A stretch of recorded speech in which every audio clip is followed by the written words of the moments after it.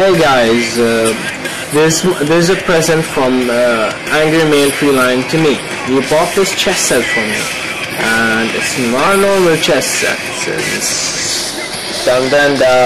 It's 3-way chess, and the board looks completely different in the center and looks like it's gonna be one hell of a mess. So how does this work? White goes first, black goes second, red goes third. The layout is the exact same as normal chess. One thing to be noted, that the king always goes on the right side and the queen goes on the left. And you can see that the black king is on the right and the queen is on the left. Even though he's on the same color, and in chess it's only logical to have the king on the opposite color at the initial place. But the problem arises when red doesn't have an opposite color. So for 3-way chess, the rule is king goes on this side, queen goes on this side. And I'm going to show you how the pieces move, or as many as we can in this video, and the rules. So the 3-way chess goes as such. If you checkmate, for example, if white checkmates black, then white captures all of black's pieces except the king. Yeah. So if I manage to capture the king and keep a few other pieces, then you can keep all of the pieces except the king. I remove the king. It's as if you're capturing an army without the king. Then red would be in serious trouble, since I have extra pieces right there. And the battle goes on until there is one winner, and of course the first one out is the third place, and the last one in the game surviving is first place, and the other guy is just second place. Alliances can be made but are bound to be broken. That's the golden rule in 3-way chess. So you can form an alliance, or as many alliances as you want. As in, you can tell red, okay, if you help me right here, I'm gonna repay you by doing this and this and this, or whatever, you know. Or you can tell black, let's get up on red and get rid of him. But alliances are bound to be broken, meaning if white finds an opportunity to take out black, even though they're in an alliance, he might do it, he might go for it. It's not against the rules. Which makes it very, very, very fun. And I've tried this with 2 friends, and it was absolutely amazing. Thanks again for Angry Male Feline for getting me the board. Now, how do these pieces move? Let's just get a piece. For example, the pawn. The pawn can move 1 forward, and of course can capture on the diagonals. So if there's a pawn here, I can capture it. If there's a pawn here, I can capture it.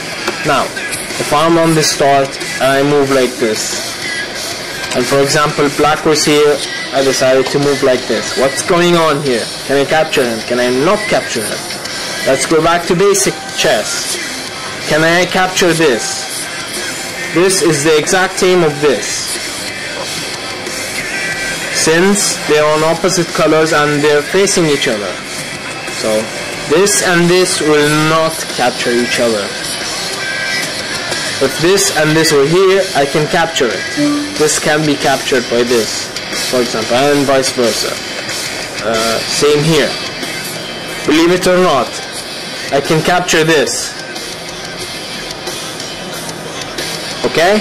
And if this was here, I can capture this. Of course, if I want to move on and progress, you move on to this side, move on here, move on here, move on here. You continue on until you get a queen. So you can get a queen on this side or that side. So like this, like this, like this, like this, so on, and move. That's a pawn. You can only capture diagonally. Again, over here, this is considered diagonally. This is diagonally. This is diagonally. So let's move on to another piece, the rook. How can he move? That's straightforward. If I was here, then also like the pawn, he moves like this. He goes on a side instead of the just straight out forward on a normal chessboard. And of course, if I'm on this position, I can move here or here, as such, and I'll be able to move there. So if I want to go here, then I'll have to move this right there or anywhere here, and then move like this. Since you can go in one direction at one time, but infinitely, as much as you want, just in one direction. I can't just go like this. No, I can go in one direction, one direction, one direction. So now the for example, the bishop. So again, bishop can only move on its color, on its starting color. That's just plain chess logic. So it can move like this. Notice it's going on a curve. That's very confusing if you don't know how to use a three-way chessboard. So if this was here, what you see here, it can go here and then just decide where it wants to go. Either this or either this. So if you had pieces right there and a piece right there, let's just get a piece, then this is threatening both pieces. So bishop is very useful in this game, as I see it. Actually, it's one of actually the second most tricky thing, or thing to watch out for. Now the most thing to watch out for is this, the knight. In normal chess, it's confusing, but in three-way chess it's even more confusing. So where can this move? I can go L shape. That's an L shape. From here I can go L shape. That's an L shape. From here I can go L shape. So if this was here, let's just say, then it can go L shape. Let's just see, L shape like this. But I do not believe you can go like such. I'm not sure about that. If anybody knows, that's the only thing I do not know in three-way chess as such, as in the movement. Can a knight go like this on this spot, or can it only go on these diagonals as such and then move on to here? One sec please. And one of the rules in three-way chess is the following: if there is any dispute, that's the rules I've checked online and so on, and we agreed upon. If there is any dispute in the movements, such as this movement, this one, which really doesn't make any sense, I do not do it. Do not cross over like this in the center.